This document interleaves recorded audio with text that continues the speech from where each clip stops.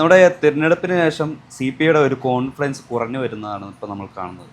മത്സരിച്ച 25 സീറ്റുകളിൽ 10 സീറ്റുകൾ മാത്രമേ തങ്ങൾക്ക് ഷുവർ ഷോട്ടായി കിട്ടൂ എന്നാണ് നമ്മുടെ സി പി ഐയുടെ നിലവിലത്തെ വിലയിരുത്തൽ. എന്തായിരിക്കും അതുപോലെ ഒരു അപജയത്തിന് കാരണം? നമ്മൾ നോക്കിക്കഴിഞ്ഞാൽ കേരളത്തിൽ മുഴുവനായിട്ടും ഇപ്പോൾ എല്ലാ മുന്നണികളും അവരുടെ എത്ര സീറ്റ് അവർക്ക് ലഭിക്കാനുള്ള സാധ്യതയുണ്ട് എന്നുള്ള കണക്കുകൾ പരിശോധിച്ചുകൊണ്ടിരിക്കുകയാണ്. കഴിഞ്ഞ ദിവസങ്ങളിൽ നമ്മൾ സി പി എമ്മിൻ്റെ കണക്കുകൾ കണ്ടിരുന്നു. സി പി എമ്മിൻ്റെ കണക്കനുസരിച്ച് അവർ വലിയ രീതിയിൽ വിജയിക്കും, അല്ലെങ്കിൽ എൽ ഡി എഫിൻ്റെ കണക്കായിരുന്നത്. സ്വാഭാവികമായിട്ടും ബി ജെ പിഎമ്മിന് 58 സീറ്റുകളോളം ഉറപ്പാണെന്ന് പറയുന്നുണ്ട്. സ്വാഭാവികമായിട്ടും ബി ജെ പിയുടെ കണക്കെടുത്ത് കഴിഞ്ഞാൽ അവർ പറയുന്നത് അവർ സംപൂജ്യരാകും എന്ന് തന്നെയാണ്. കോൺഗ്രസിന്റെ കണക്കെടുത്ത് നോക്കിയാൽ, യു ഡി എഫിന്റെ കണക്കെടുത്ത് നോക്കിക്കഴിഞ്ഞാൽ അവർ 80 തൊട്ട് 85 സീറ്റുകളിലേക്ക് വിജയിക്കുമെന്നാണ്. പക്ഷേ സി പി ഐ എന്ന് പറയുന്ന പാർട്ടി കമ്മ്യൂണിസ്റ്റ് പാർട്ടിയിലെ രണ്ടാമത്തെ ഏറ്റവും വലിയ കക്ഷിയാണ് സി പി ഐ എന്ന് പറയുന്നത്. കേരളത്തിലെ കമ്മ്യൂണിസ്റ്റ് പാർട്ടിയുടെ ഒരു ഭാഗം കൂടിയാണ് C P M, C P I. ഇതാണ് കമ്മ്യൂണിസ്റ്റ് പാർട്ടി എന്ന് പറയുന്ന ആ ഒരു ഫുൾ ഫോമിലേക്ക് എത്തിക്കുന്നത്. അപ്പോൾ സ്വാഭാവികമായിട്ടും കഴിഞ്ഞ തവണ 17 സീറ്റിൽ വിജയിച്ച പാർട്ടിയാണ്. ഇപ്രാവശ്യം 25 സീറ്റിലാണ് അവർ മത്സരിക്കുന്നത്. കഴിഞ്ഞ തവണ കിട്ടിയ 17 സീറ്റ് പോലും അത്ര കണ്ടുള്ള ഒരു പ്രകടനം പോലും ഇപ്രാവശ്യം ഉണ്ടാകില്ല. 10 സീറ്റിലേക്ക് അവർ ഒതുങ്ങാനുള്ള സാഹചര്യമുണ്ട് എന്നാണ് പറയുന്നത്. അപ്പം സ്വാഭാവികമായിട്ടും 25 പേരാണ് അവർ മത്സരിച്ചത്.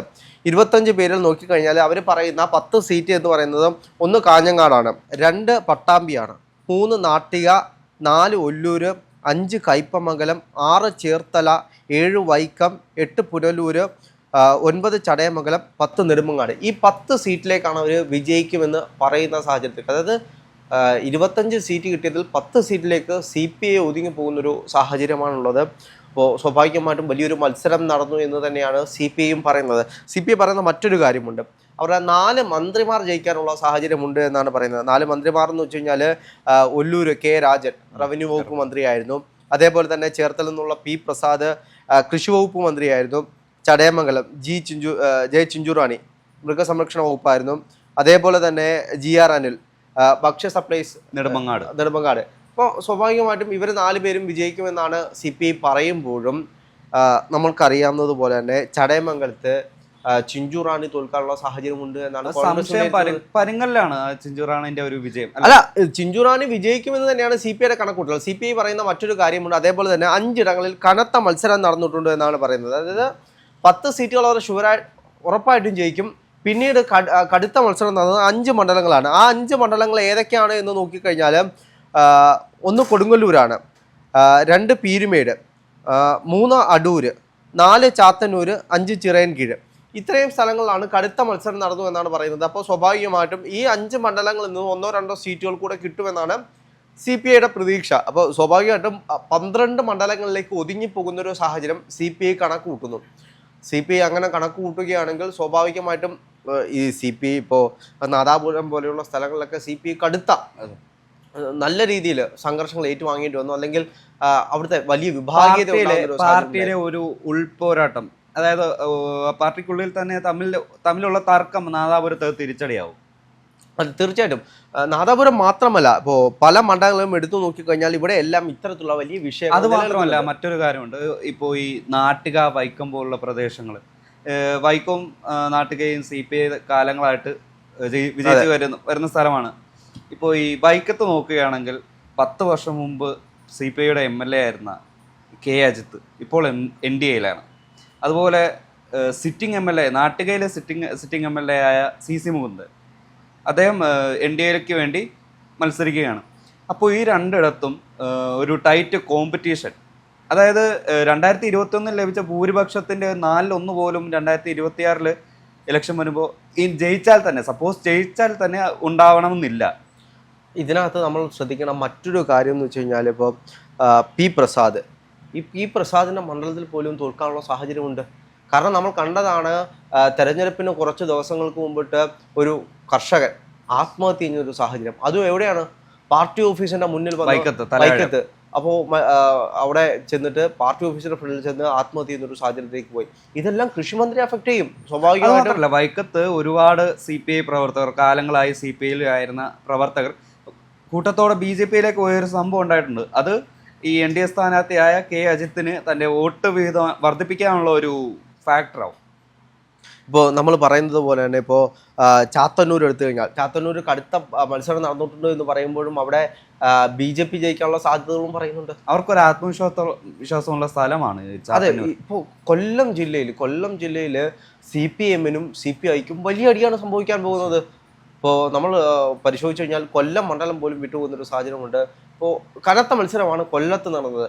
ഇപ്പോൾ കഴിഞ്ഞ ത്രിതല പഞ്ചായത്ത് തെരഞ്ഞെടുപ്പ് നമ്മൾ എടുത്തു നോക്കിക്കഴിഞ്ഞാൽ കൊല്ലത്ത് വലിയൊരു മാറ്റം ഉണ്ടായിട്ടുണ്ട്. ജില്ലാ പഞ്ചായത്തിലാണെങ്കിലും ബ്ലോക്ക് പഞ്ചായത്തിലാണെങ്കിലും ഇപ്പോൾ പത്തനാപുരം പഞ്ചായത്ത്, അതേപോലെ തന്നെ കൊല്ലം കോർപ്പറേഷൻ, ഇതെല്ലാം ചരിത്രങ്ങളായിട്ട് വർഷങ്ങൾക്ക് ശേഷം പിടിച്ചെടുക്കുന്നൊരു സാഹചര്യം അവിടെ ഉണ്ടാകുന്നുണ്ടെങ്കിൽ അവിടെ ഒരു ഭരണമാറ്റം അനിവാര്യമാണ് എന്നൊരു തോന്നൽ ജനങ്ങൾക്കുണ്ടായിട്ടുണ്ട്. സ്വാഭാവികമായിട്ടും ഈ തെരഞ്ഞെടുപ്പിലും അത് ബാധിക്കാനുള്ള എല്ലാവിധ വിഷയമുണ്ട്. ഇപ്പോൾ കൊല്ലത്ത് പാർട്ടി തീരുകയാണെങ്കിൽ ഒന്ന് നോക്കൂ, ഒരുപക്ഷെ ഈ 2026 ശേഷം CPI എന്നുള്ള പാർട്ടിയുടെ ഒരു പതനമായിരിക്കും കേരളത്തിൽ സാക്ഷ്യം വഹിക്കാൻ പോകും. അതിന് ഒരുപാട് കാരണങ്ങൾ കൂടിയുണ്ട്. CPM-ൽ നിന്നും അടന്നു വരുന്ന ആളുകളെ CPI സ്വീകരിക്കുന്നു, CPI-യിൽ നിന്നും അടന്നു വരുന്ന ആളുകളെ CPM സ്വീകരിക്കുന്നു. അങ്ങോട്ടും ഇങ്ങോട്ടും സംഘർഷങ്ങളിലാണ് CPM-ഉം CPI-യും പൊക്കോണ്ടിരിക്കുന്നത്. നിലപാടിൻ്റെ കാര്യത്തിലാണെങ്കിൽ പോലും വായടച്ച് മിണ്ടാതിരിക്കുന്ന CPI ഒരു വശത്ത് നമ്മൾ കാണുന്നു, ഒരു വശത്ത് ഇതിനെ എതിർക്കുന്ന CPI നമ്മൾ കാണുന്നുണ്ട്. അപ്പോൾ CPI-യിലുള്ള ആളുകൾക്ക് പോലും മടുത്തു തുടങ്ങി. ഉൾപാർട്ടി ഭിന്നത ഏറ്റവും കൂടുതൽ വർദ്ധിച്ചു വരുന്ന ഒരു സമയമാണ്. അതിന് പ്രധാനപ്പെട്ട ഒരു കാര്യം എന്ന് പറയുന്നത് CPM എന്ന് പറയുന്ന ഒരു പാർട്ടി തന്നെയാണ്. CPM വളരുന്നതിനനുസരിച്ച് CPI ഇല്ലാതായിക്കൊണ്ടിരിക്കും. അതാണ് സംഭവിക്കുന്നത്. അപ്പോൾ നമ്മൾ പരിശോധിക്കേണ്ട മറ്റൊരു കാര്യം എന്ന് പറയുന്നത് കാലാകാലങ്ങളായിട്ട് ഇവിടെ CPI-യിലേക്കും CPM-ലേക്കും എങ്ങനെയാണ് ആളുകൾ വരുന്നതെന്ന് വെച്ച് കഴിഞ്ഞാൽ കമ്മ്യൂണിസ്റ്റ് പാർട്ടിയാണ്. അപ്പോൾ CPI-യിൽ സംഘർഷം ഉണ്ടായിക്കഴിഞ്ഞാൽ നേരെ CPM-ലേക്ക് ചാടും, CPM-ൽ എന്തെങ്കിലും സംഘർഷം ഉണ്ടായാൽ നേരെ CPM-ലേക്ക് ചാടും. ഇത് തന്നെയായിരുന്നു സംഭവിച്ചുകൊണ്ടിരുന്നത്. അതും അതിനകത്ത് വലിയ കോൺഫ്ലിക്റ്റ് ഉണ്ടാക്കാൻ വലിയ വിഷയങ്ങൾ ഉണ്ടായിട്ടുണ്ട്. പക്ഷെ ഇപ്പോൾ അങ്ങനെയല്ല. ഇപ്പോൾ ഈ രണ്ട് പാർട്ടിയിൽ നിന്നും ചാടി BJP-യിലേക്കോ കോൺഗ്രസിലേക്കോ പോകുന്നൊരു സാഹചര്യമാണുള്ളത്.